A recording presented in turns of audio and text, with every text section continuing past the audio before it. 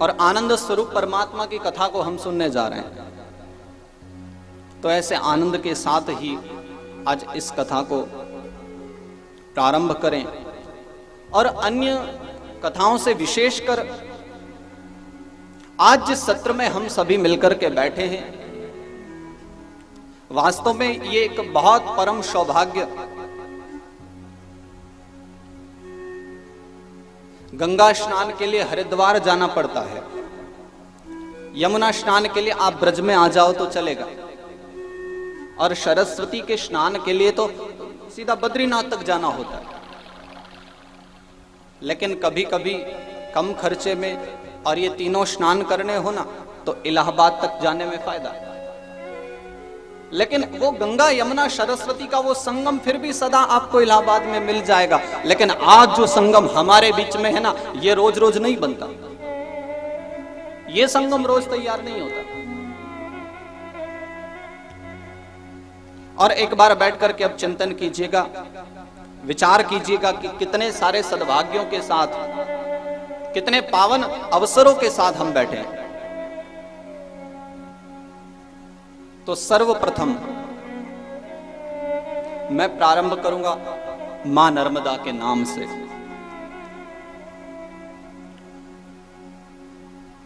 जो नर्मदा मां के निकट रहते हो, मां के आंचल में रहते हो, मुझे लगता है वैसे तो उन्हें भागवत कथा ज्यादा सुनने की आवश्यकता नहीं है, क्योंकि बाप के पास रहते हुए बेटा बिगड़ सकता है, लेकिन मां के पास नहीं। जिस व्यक्ति ने बचपन में मां के थप्पड़ खाए हो ना, चाटे खाए हो, वो भविष्य में अच्छा ही रहता है, उसका भविष्य बिगड़ता नहीं। तो जो मां के समक्ष रहे हो, और मां की तो कितनी महिमा है। मैंने जब इस विषय में थोड़ा अध्ययन किया, विचार कर करके हृदय गदगद हो जाता है। गंगा कनखले पुण्या कुरुक्षेत्रे सरस्वती ग्रामे वा यदि वारण्ये पुण्या सर्वत्र नर्मदा। ब्रह्मा जी की साधना करनी है ना, उस कर्म में महत्ता है। सबके स्थान हैं अपने अपने। भगवान श्री कृष्ण को मानना है, उनकी पूजा करनी। मंदिर तो स्थान स्थानों पर है, लेकिन फिर भी जाते गिरिराज जी हैं भगवान के दर्शन के लिए। महत्ता वहां की है, एक स्थान होता है। और इसलिए लिखा है गंगा कनखले पुण्या। वैसे तो मां गंगा भी अनेकों स्थानों पर बहती है, लेकिन गंगा जी का जो प्रमुख स्थान है वो कनखल में है। सबसे ज्यादा यदि गंगा स्नान का लाभ लेना है तो कनखल में जाकर के स्नान कीजिए। और कुरुक्षेत्र सरस्वती, मां सरस्वती का जो एक स्थान है कुरुक्षेत्र में, उनकी महिमा वहां है।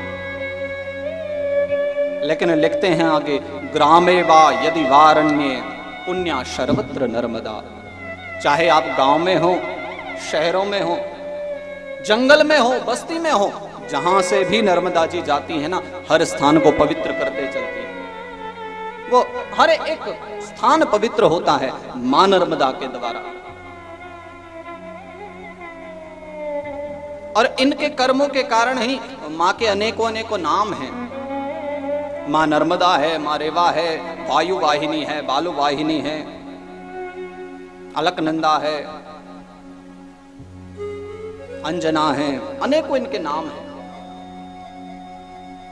नर्मदे धर्मदे शर्मदे मर्मदे निर्मदे देवी निष्कर्मदे। मां नर्मदा की महिमा इस छोटी सी एक लाइन में बहुत सुंदर लिखी है किन्हीं मनीषी ने। ये धर्मदे हैं, धर्म देने वाली हैं। मर्मदे हैं, आरोग्य देने वाली हैं। निर्मदे, निष्काम भाव को देने वाले हैं। निष्कर्म दे। तो धर्म चाहिए, मां नर्मदा की शरण में आओ। आरोग्य चाहिए तो मां नर्मदा की शरण में आओ। और सही बताऊं, इस कथा के होने से 25 दिन पहले जब से कथा होना निश्चित हुआ है, मुझे कुछ अत्यधिक उत्साह था इस कथा को लेकर के, क्योंकि कथा तो भाई रोज चलनी है और कथा तो स्थान स्थानों पर चलती रहती है, लेकिन मां नर्मदा के जो दर्शन और स्नान के आनंद है ना, उनके विषय में क्या कहें। और ये मेरे परम सौभाग्य है कि मां नर्मदा के किनारे पहले भी मैं 1-2 बार कथा कर चुका हूं, लेकिन बड़वा इंदौर क्षेत्र में ये पहली बार है। तो बहुत इच्छा थी, बहुत उत्सुकता थी। तो कल जैसे ही मां नर्मदा के इस स्थान में प्रवेश किया ना, और यहां पांव रखे तो लगा कि बस अब मां की गोदी में बैठे हैं, अब मां के आंचल में बैठे हैं।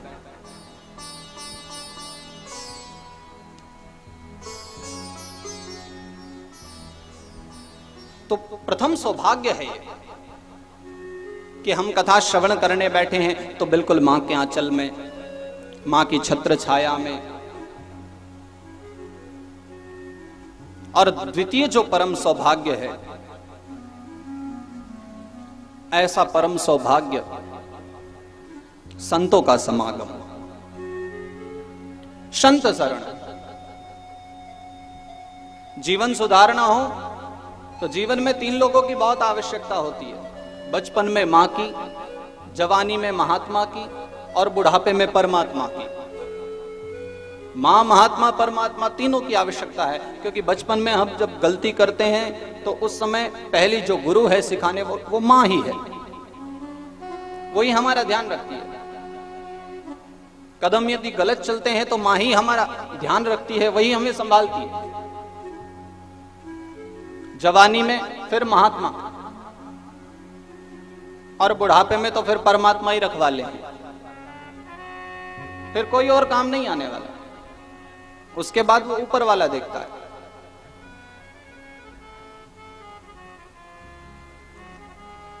और ये संत समागम की कितनी महिमा है, ये भी एक बहुत सुंदर मनीषी ने लिखा है।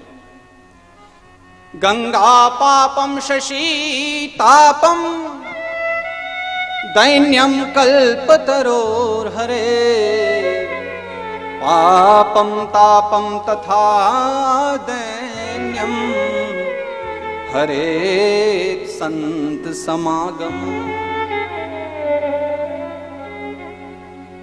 पाप नाशिनी, पाप मोचनी जिसे कहते हैं, वो है हमारे भारतवर्ष की मां गंगा।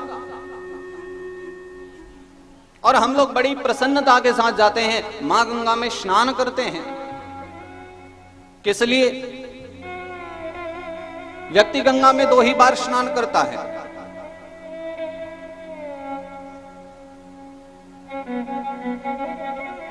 या तो पर्व के समय में या पाप के समय में। पर्व होगा, सोमवती अमावस्या है तो विचार आता है चलो भाई गंगा नहाएं, या अत्यधिक पाप किए हैं तो विचारते हैं चलो गंगा नहाएं, क्योंकि गंगा स्नान करने से पापों का शमन होता है। गंगा स्नान से पवित्रता आती है। गंगा पाप को मिटाने वाली है।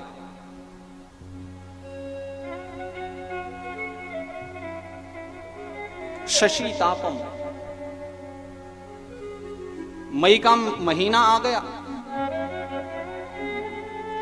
गर्मी इतनी ज्यादा पड़ने लगी, लगता है कि ओजोन परत सारी ही खत्म हो चुकी हो। व्यक्ति जलने लगते हैं। और जैसे ही संध्या काल होता है, सूर्य देवता अस्त होते हैं, चंद्र का उदय होता है, तो चंद्र के उदय होते ही एक शीतलता मिलती है।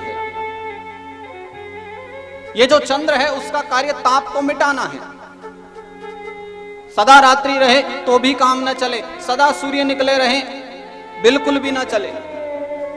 समय समय पर सूर्यास्त होते हैं, सूर्योदय होते हैं। तो गंगा पाप को मिटाती है, चंद्र ताप को मिटाते हैं। और मनुष्य यदि कोई बहुत कंगाल व्यक्ति है, उसको यदि कल्पतरु मिल जाए, कामना के अनुसार जो फल दे दे, इच्छा करते ही प्राप्ति हो जाए, ऐसा कल्पतरु जिसके पास हो जाए, उस व्यक्ति की फिर मौज ही मौज है। और हम कहते हैं कि विश्वास करो, आज हमारे पास तीनों चीज इकट्ठी हो गई है।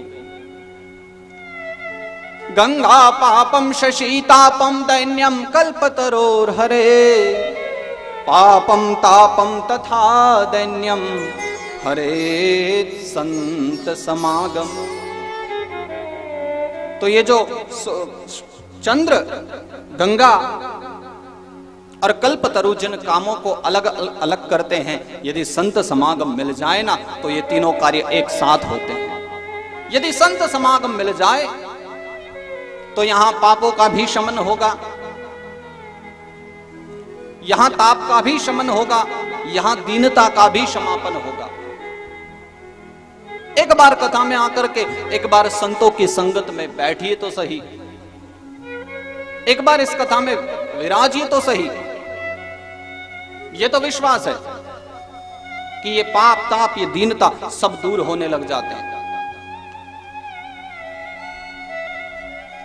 मुद मंगलमय संत समाजु, मुद मंगलमय संत समाजु, मुद मंगलमय संत समाजु, मुद मंगलमय संत समाजु, जो जग जंगम तीरथ राजु, जो जग जंगम तीरथ राजु, राम भक्ति जह सुर सर धारा, राम भक्ति यह सुर सर धारा, सरस ब्रह्म विचार प्रचारा,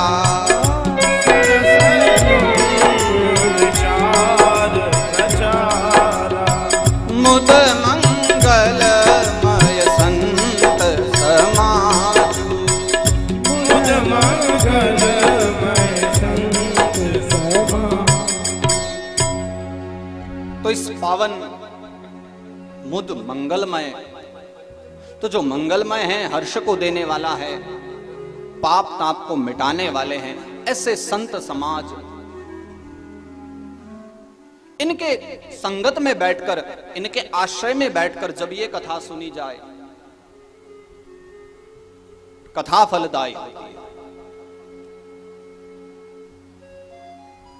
और कथा का लाभ क्या है, आज एक इस विषय पर विचार लें कि कथा कैसे सुनी जाए। प्रथम दिवस है, महात्म का दिन है, और इसलिए समझ लें कि इस कथा को सुनने के लिए कोई ज्यादा विशेष नियमों को बनाने की आवश्यकता नहीं है, क्योंकि स्वयं भगवान वेदव्यास कहते हैं इस कथा को सुनना है ना, तो इस कथा के लिए मैंने श्रोता का बस एक ही लक्षण लिखा है, निर्मत्सराणाम सताम, निर्मल मन जन सो मोहि पावा, मोहि कपट छल छिद्र न भावा, मोहि कपट छल छिद्र न भावा। तुम निष्कपट होकर प्रेम पूर्वक आकर के कथा में बैठ जाओ, बस इतने मात्र से ही कल्याण है। कथा को निष्कपट होकर के सुना जाए, बस इतनी ही आवश्यक